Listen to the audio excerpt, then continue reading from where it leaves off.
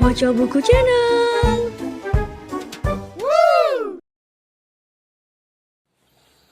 Assalamualaikum warahmatullahi wabarakatuh.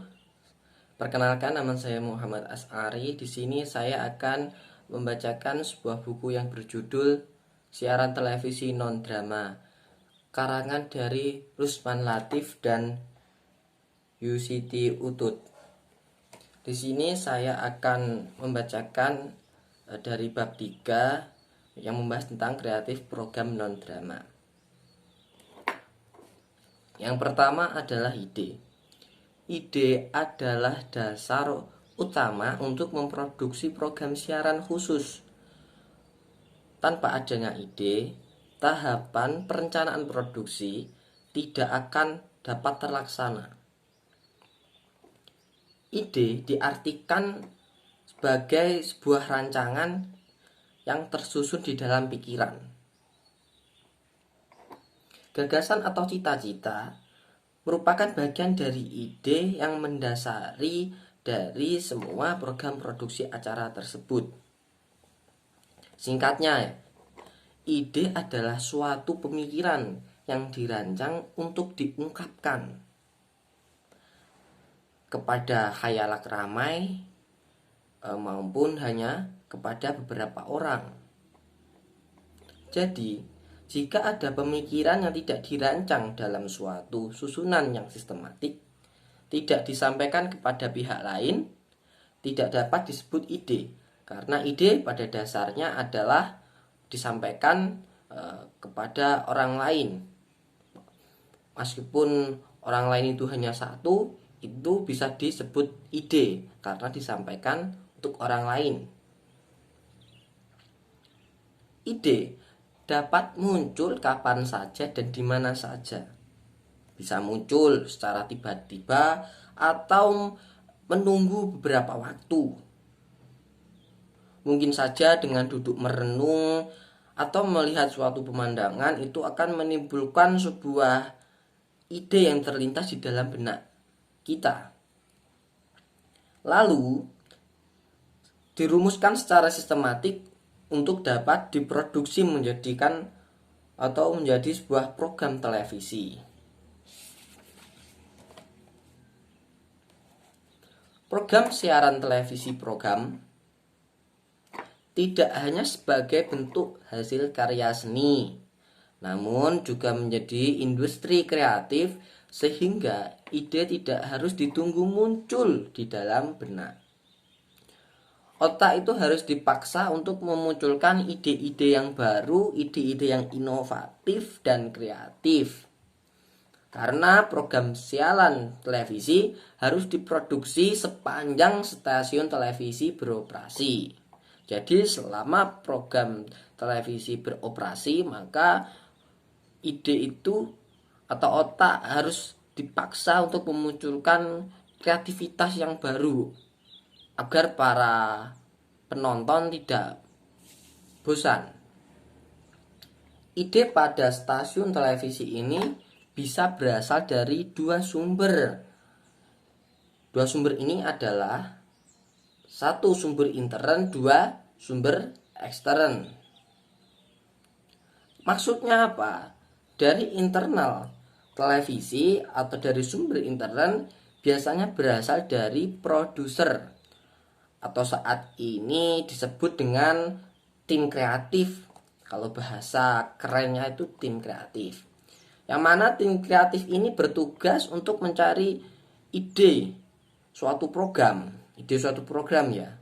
Sedangkan dari luar dapat berasal dari sponsorship yang menawarkan ide program sekaligus juga membiayai produksi dan biaya kerja dari para tim tersebut. Atau dengan istilah blocking time program. Mereka akan menawarkan sebuah ide. Sponsorship akan menawarkan sebuah ide yang mana akan dijalankan oleh tim kreatif itu atau dari pihak produksi.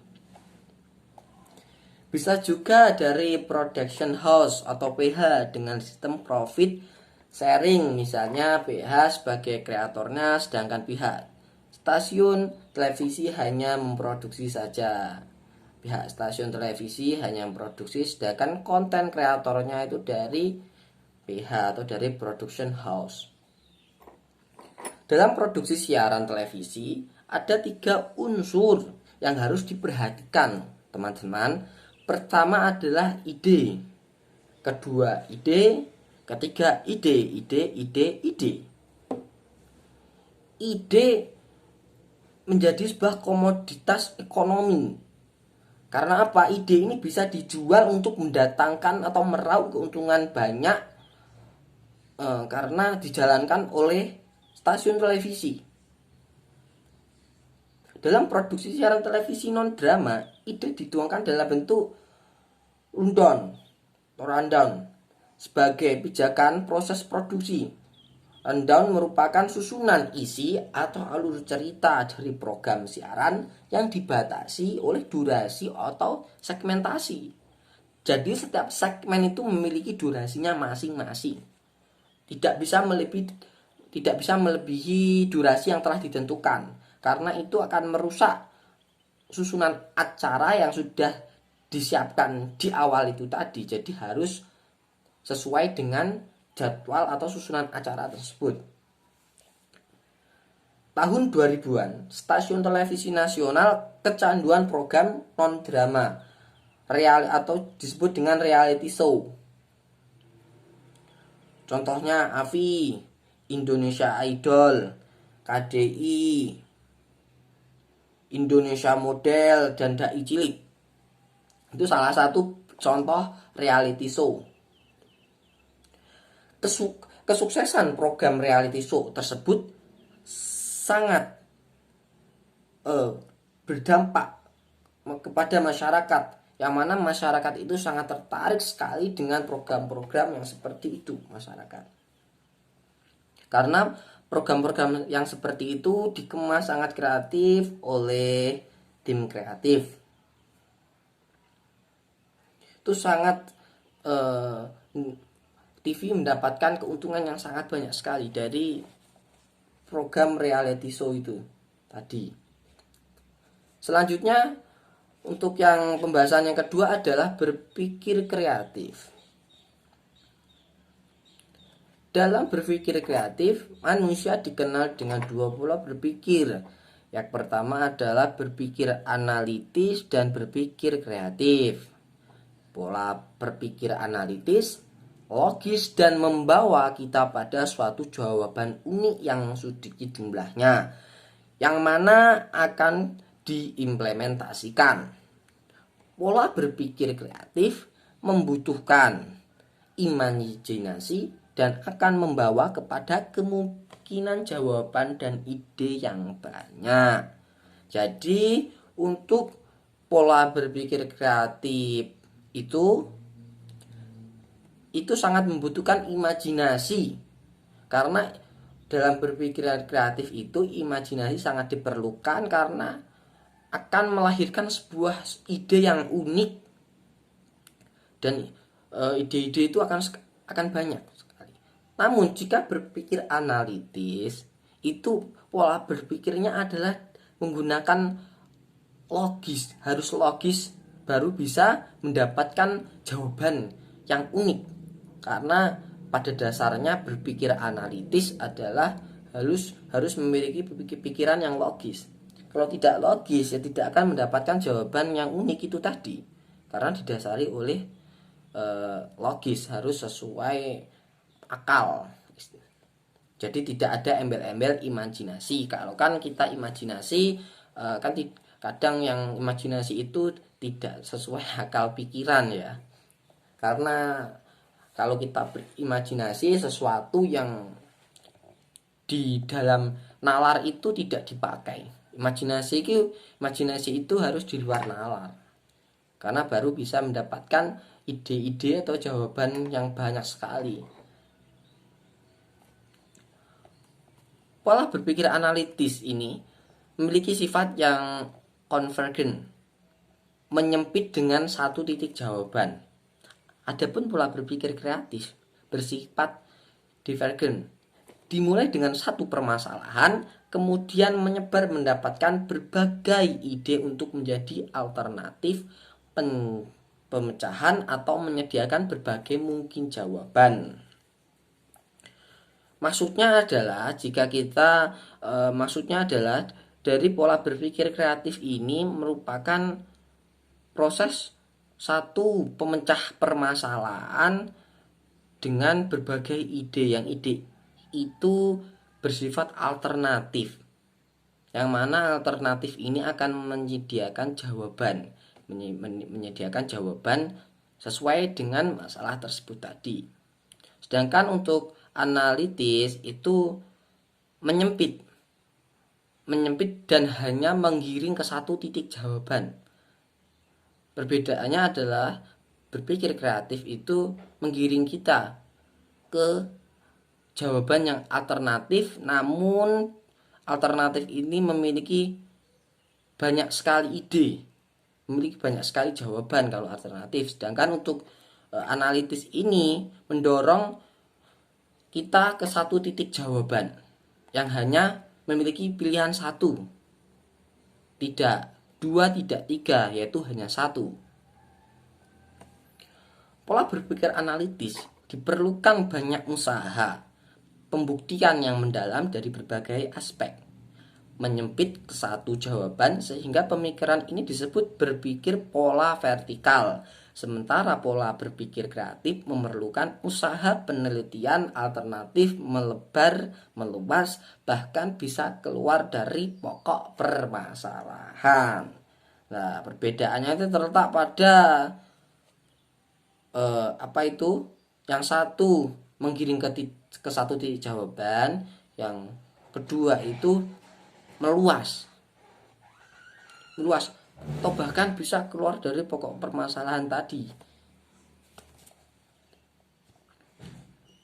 Selanjutnya, dalam industri televisi, untuk pencarian ide kedua, pemikiran ini sebenarnya tidak ada pemisahan. Keduanya saling bekerja sama dalam pemecahan masalah. Hanya saja pemikiran kreatif dengan jawaban konyol dianggap bodoh atau sering dimatikan.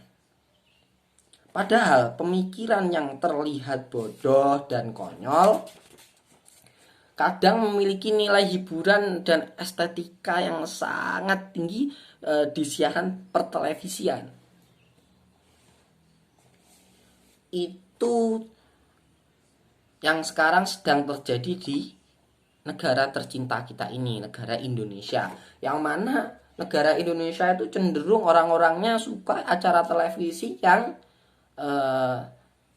belok-belok aja, nggak mau lurus. Kalau negara Indonesia itu ciri khasnya itu sangat suka yang berbau lucu, konyol, ataupun sesuatu yang menurut mereka itu aneh. Itu kalau televisi menampilkan yang seperti itu pasti akan laku dan banyak yang menonton siaran televisi tersebut. Tapi menurut J. Gover Rowlison mendefinisikan berpikir kreatif adalah upaya untuk menghubungkan benda atau gagasan yang sebelumnya tidak terhubung. Kalau menurut Francis Creator mengatakan hanya ada satu cara saat seseorang membutuhkan ide baru, yaitu dengan menggabungkan atau menyatukan ide atau lebih yang dimilikinya ke dalam satu penjajaran baru untuk menemukan suatu hubungan di antara ide-ide tersebut yang belum pernah mereka sadari sebelumnya. Jadi, berpikir kreatif adalah kemampuan menciptakan dengan hubungan yang berhubungan dengan hal-hal atau gagasan yang sebelumnya tidak berhubungan, lalu membentuk hubungan baru yang orisinil dan bermanfaat.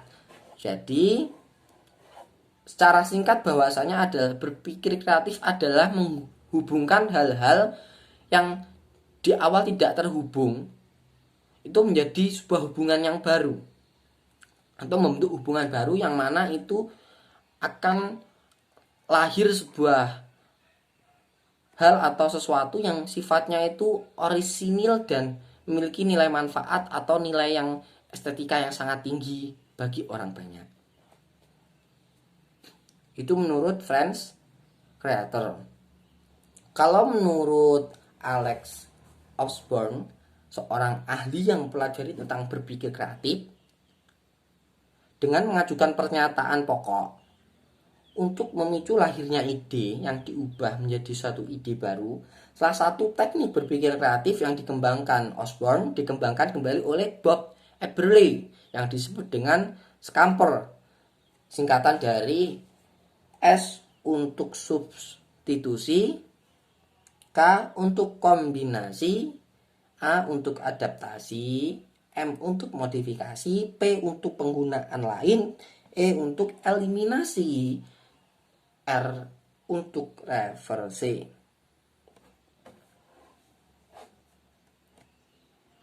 Teknik Scamper sebenarnya telah diterapkan untuk merangsang ide-ide baru dan segar dalam proses produksi siaran televisi, khususnya program non-drama.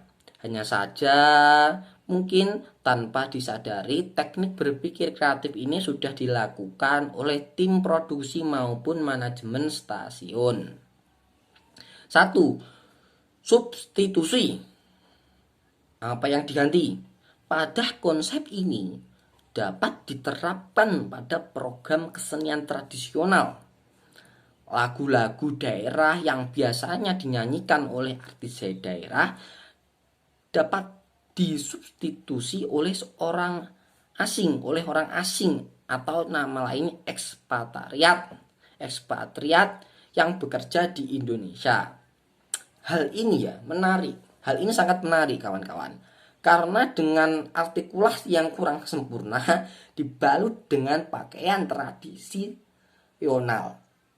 Dengan pakaian tradisional akan menjadikan program tersebut memiliki nilai hiburan yang sangat unik sekali.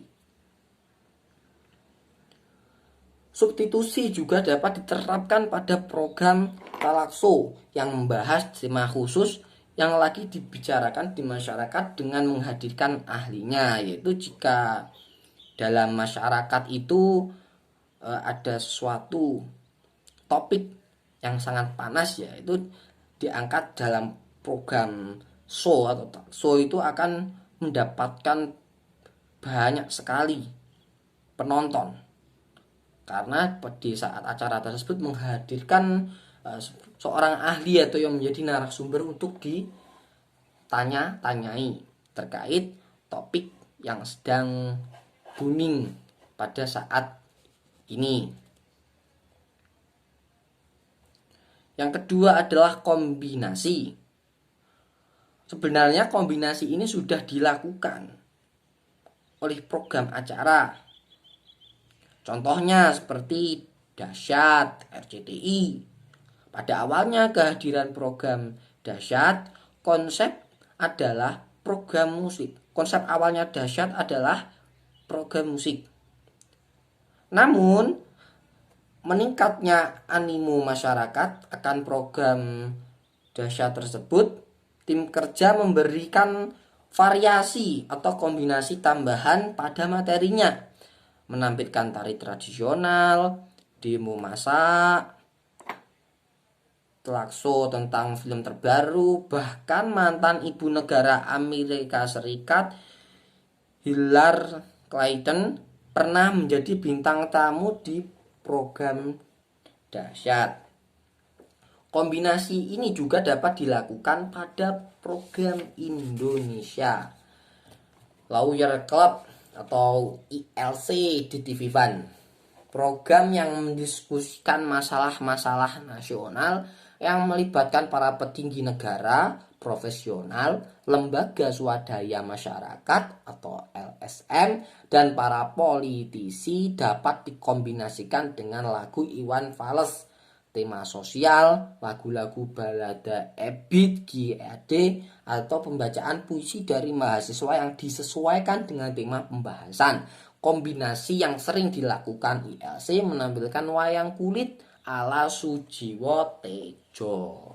Ya. Program-program yang seperti ILC ini sangat mengundang sekali banyaknya masyarakat untuk melihat program televisi ini. Karena pada program tersebut banyak sekali para ahli atau ahli pakar hukum maupun dari ahli budaya, ahli sejarawan, ahli keagamaan dan lain-lain. Di program tersebut mereka berkumpul menjadi satu, mendiskusikan satu topik yang sedang hangat, dan di situ terdapat sekali banyak sudut pandang dari berbagai orang yang berpendapat atau berargumentasi atau saling membandingkan argumentasinya dari satu dengan yang lain. Itu sangat disukai oleh masyarakat Indonesia. Kalau ada program acara yang seperti LC itu kan pasti ada debat-debat kecil ya. Debat-debat kecil itu sangat disukai oleh masyarakat itu. Yang ketiga, adaptasi. Adaptasi merupakan program seperti reality competition show lagu yang khususnya ada di kalangan remaja usia 14 sampai 17 tahun. Teknik ini dapat diadaptasi pada kompetisi yang sama untuk anak-anak yang berusia 7 sampai 12 tahun, namun dengan format dan mekanisme pelaksanaannya sama. Namun yang berbeda hanya peserta dan jenis lagu yang ditampilkan. Adaptasi juga pernah dilakukan oleh program Big Bird Trans TV. Program tersebut adaptasi dari luar negeri. Trans TV bekerja sama dengan pihak pemenang hak paten original program tersebut. Yang keempat adalah modifikasi. Modifikasi juga sudah banyak dilakukan pihak stasiun televisi. Format yang semestinya membahas materi-materi serius dimodifikasi menjadi program komedia.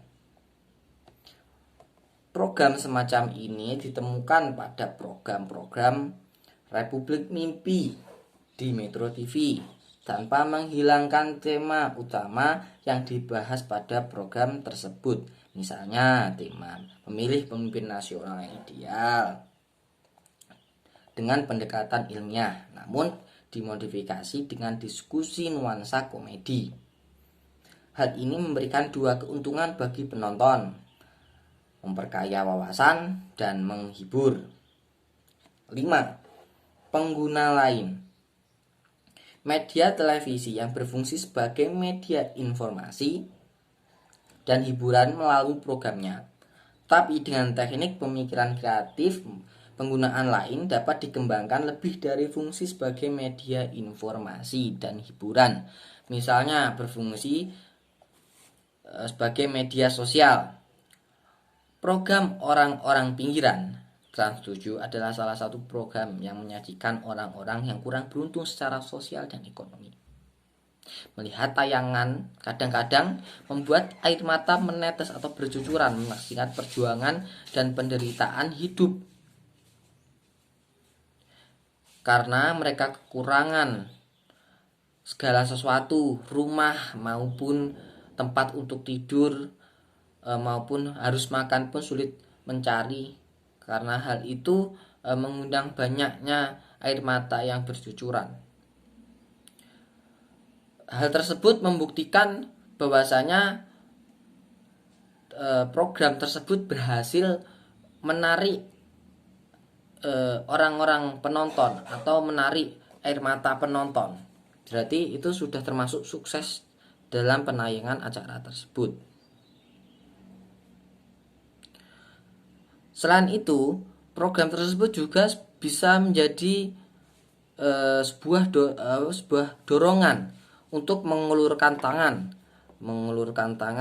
untuk membantu sesama. Jadi jika seorang itu melihat acara tersebut, hati nuraninya akan terdorong untuk membantu orang-orang yang serba kekurangan tersebut. Itu merupakan salah satu dampak positif dari media televisi. Keenam, eliminasi dapat ditemukan pada program yang materinya dikurangi atau dikembangkan menjadi beberapa program. Teknik eliminasi ini sudah dilakukan pada program OVJ, Opera Van Java, Trans 7. Talentnya Parto, Andre, Sule, Nunung, dan Aziz. Program ini terbilang sukses dan disukai penonton. Melihat kesuksesan OVJ dilakukan eliminasi, dipecah menjadi program yang lain. Parto, Andre, dan Sule bersatu dalam program Pas Mantap tanpa Aziz dan Nunung. Program Pas Mantap pun sukses. Kemudian Aziz dan Nunung dibuatkan program Rekreasi Aziz dan Nunung. Program ini pun terbilang sukses juga. Konsep eliminasi juga berlaku pada program Mil Update atau Mil Update Antv, di mana Melani dan Indra Bekti menjadi hostnya. Program ini sangat sukses. Lalu Indra Bekti tanpa Melani menjadi host program Tamu Rempong.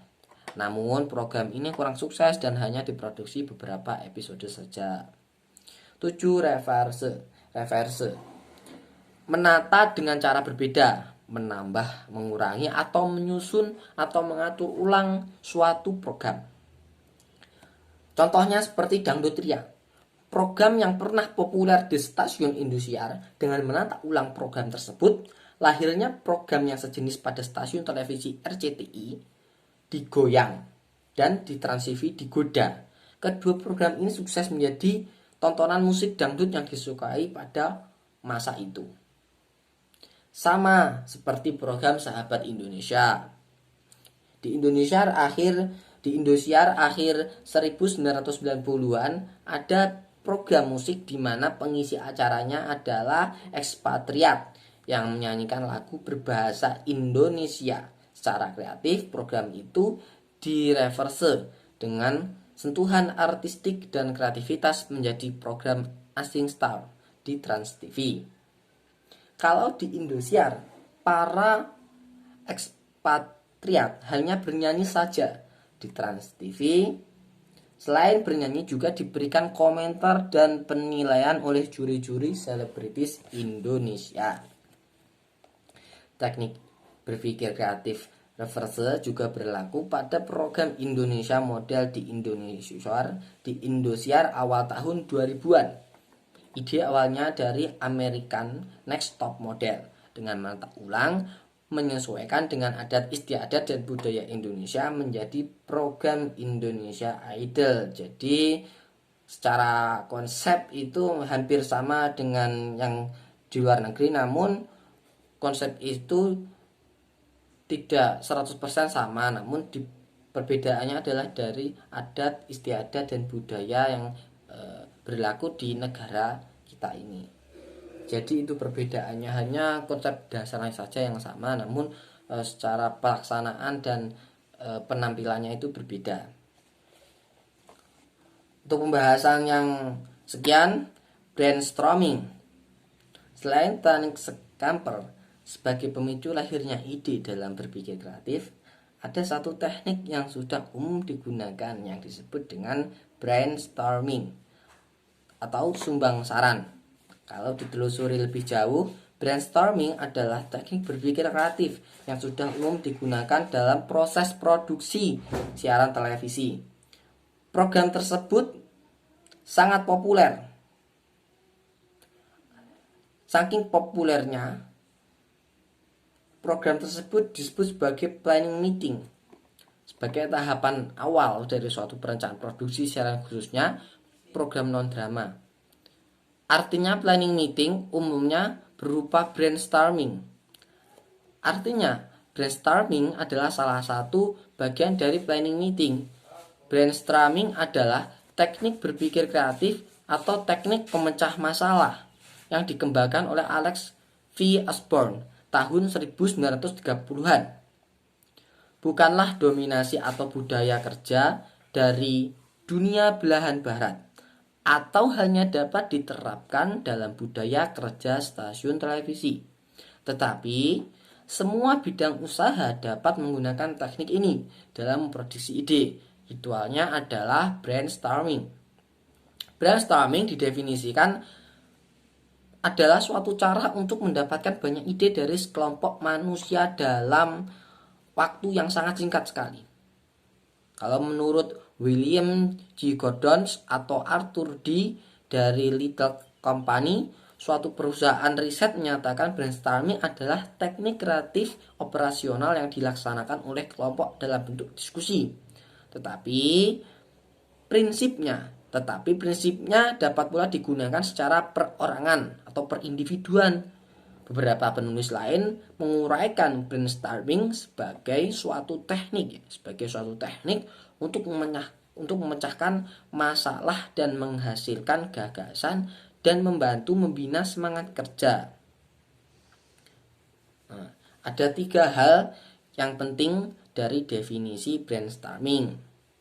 Salah satunya dari 3 hal tersebut adalah 1. Jumlah ide yang banyak, 2. Sekelompok orang, 3. Dalam waktu singkat. Untuk penjelasan dari ketiga definisi brainstorming tersebut akan saya lanjutkan di pertemuan selanjutnya. Mohon maaf jika pembacaan tentang buku bacaan siaran televisi non-drama ini kurang bisa dipahami, mohon maaf. Sekian, semoga aktivitas Anda lancar dan selalu sehat. Sekian, terima kasih. Wassalamualaikum warahmatullahi wabarakatuh.